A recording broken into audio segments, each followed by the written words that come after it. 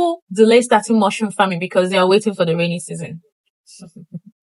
But now, is the rainy season really the best time to start, or can you begin at any time of the day, especially for us in Africa? All right. So by the end of this video, you will understand the best time to start mushroom farming in Nigeria, in Ghana, in Kenya, and what changes between the rainy and dry seasons, and how to choose the right starting time based on your own setup. It's not based on Mama Kechi's setup. No, based on someone in Kenya. No, based on your own setup. All right. I'm sharing this as a practicing Nigerian mushroom farmer who started small and has cultivated oyster mushrooms and has also supported beginners trying to understand how our local weather affects production. And the whole thing I'm discussing in this particular video is going to just point to one thing, the simple answer. The simple answer to this question that has been on your mind and on the mind of a lot of people is you can start oyster mushroom farming at any time of the year if you can provide the right growing conditions. At this point, you can even end the video. You've gotten your answer. You can start mushroom farming at any time of the year if you can provide the right growing conditions. But again, because you want to know more, please stay and watch to the end. For many beginners with limited equipment and little control over temperature and humidity, the rainy season can make the fruiting stage easier for you. Okay. Let me explain that clearly. The first thing you need to understand is that mushroom farming has different stages. All right. It has the incubation stage and it has the fruiting stage. Okay, there is incubation and there is fruiting. Incubation is the stage when the white mushroom mycelium is spreading through your substrate bag, alright? It can be your sawdust, it can be your straw, it can be whatever it is. That's incubation stage, when it's still spreading through that inside the bag. The mycelium is the white thread-like growth that later produces mushroom. I think I still have my bag here. Yeah. So during incubation, the bag usually needs warmth, cleanliness, and protection from direct sunlight. And you are good to go. Okay. They do not need the same high humidity and fresh air management required during fruiting. No, during incubation, they don't need all that. All right.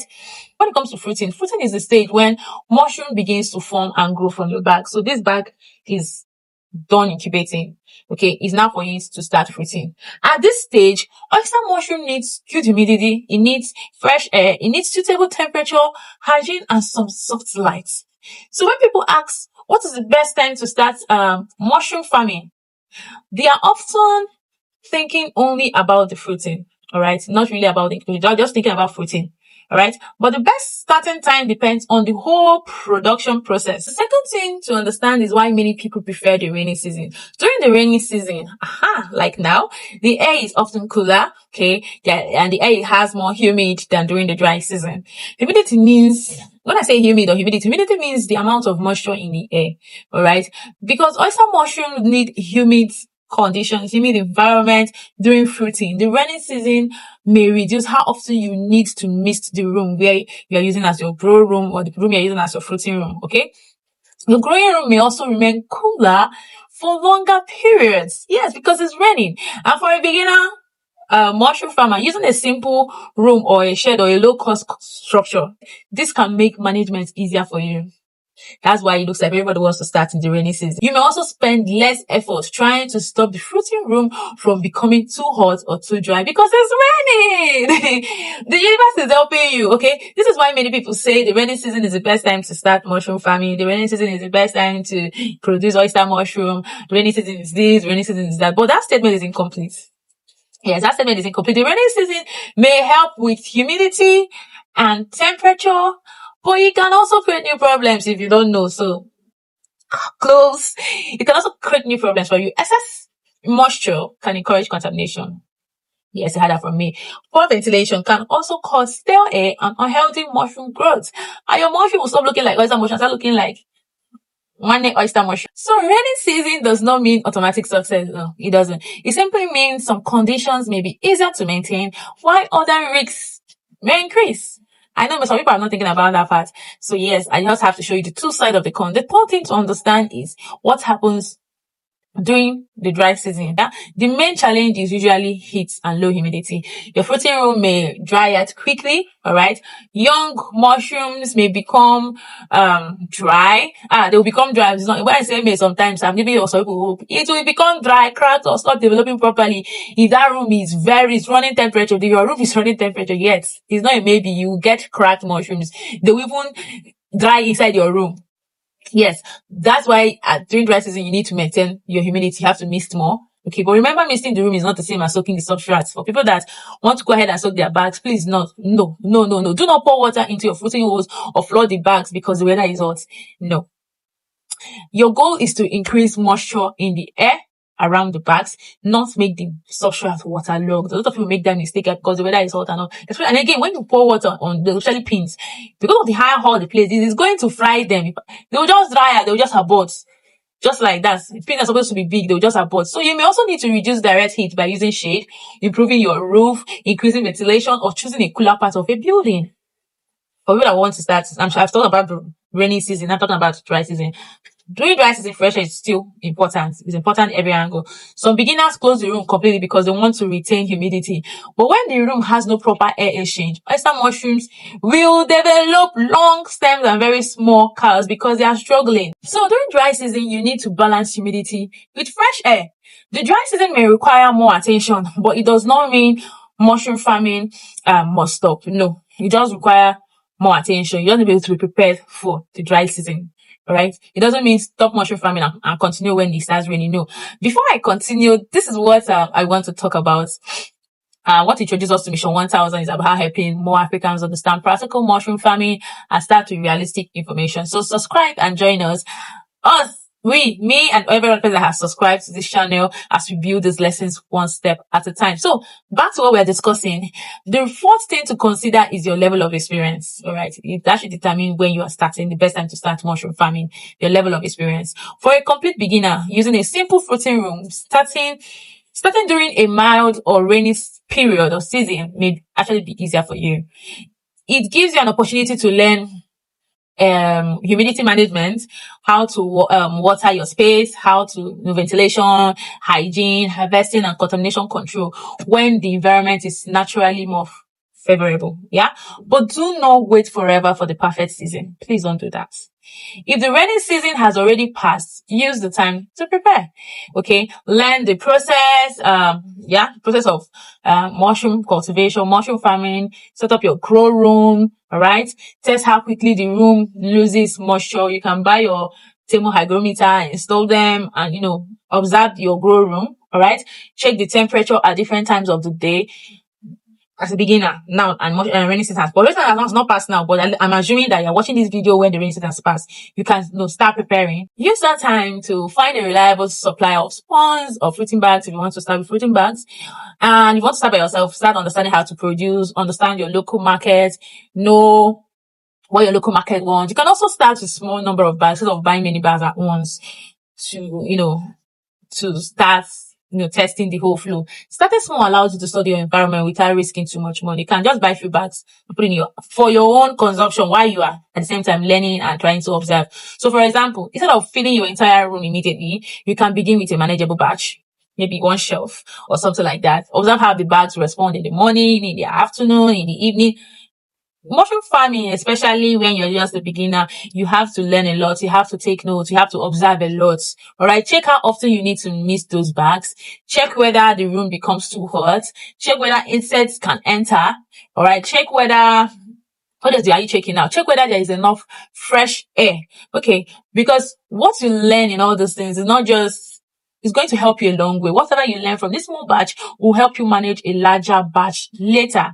Right. The fifth thing to do is to consider your market, not only the weather. Consider your market. I always talk about your market. Your market is important. You may have perfect fruiting conditions, but if you do not know who will buy your mushrooms, you can still struggle. You can still struggle. Yes, you can still struggle. Before choosing your starting date, think about when your mushrooms may be ready. You know how long it takes now from starting your bags, inoculation, incubation, and fruiting. So use that time to know whether customers will be available. Speak with restaurants, food vendors, supermarkets, household, or local health conscious buyers before your production becomes large. It's important that you start, talking, networking, and connecting. Do not wait until harvest day before you start looking for buyers. All right. Give yourself, give or take 45 days before your big production, and start. Fresh oyster mushrooms do not have unlimited shelf life. You need to know that, especially without proper cooling and packaging, except you want to go straight into dried oyster mushroom production. So the best time to start is not only when the weather is favorable, it is also when you have prepared your growing space, you have understood the process, you have found reliable materials to use for your social production, and you have started building a market. That should determine when the best time to start should be, not just the weather. Now, let me give you a honest reality check. There's no single month that you want to start from January to December that guarantees success for every mushroom farmer in Nigeria. No. Conditions differ from one state to the other. Get that again. The rainy season may begin earlier in one location and later in another location. Get that in your head.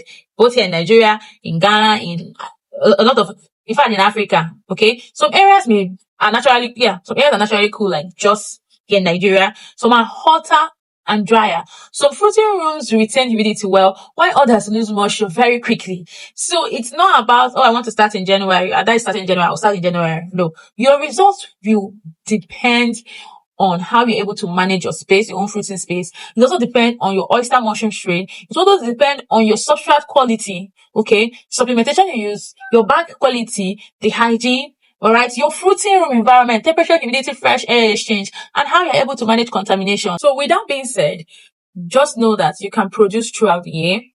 You can start mushroom farming any time of the year. So here is a simple action plan. First, inspect the location where you want to keep your bags. All right. Check the heat, check the airflow, check the cleanliness, the shade, and your water supply. Second, decide whether you will buy ready-to-fruit bags or produce your own. It will help you determine when to actually start and when not, because if you want to produce your bags from scratch, you need to factor in the days it will take before those bags are ready. All right. And these options require different level of knowledge and preparation. I hope you know. Then thirdly, start with a small number of bags, whether you're producing by yourself or whether you are buying ready-to-fruit bags, so you can learn your environment, how it behaves. That's especially if you're starting low cost. Fourth, prepare simple ways to manage humidity and temperature before those bags arrive. Fifth, identify potential buyers before you start. So you can be able to have your potential buyer before your first harvest is ready. So let me quickly recap. The rainy season can be a good time for beginners because the weather may be cooler and more humid. All right. The dry season is more demanding because you need to work harder to control heat and maintain humidity, as long as it's a low cost fruiting setup. All right.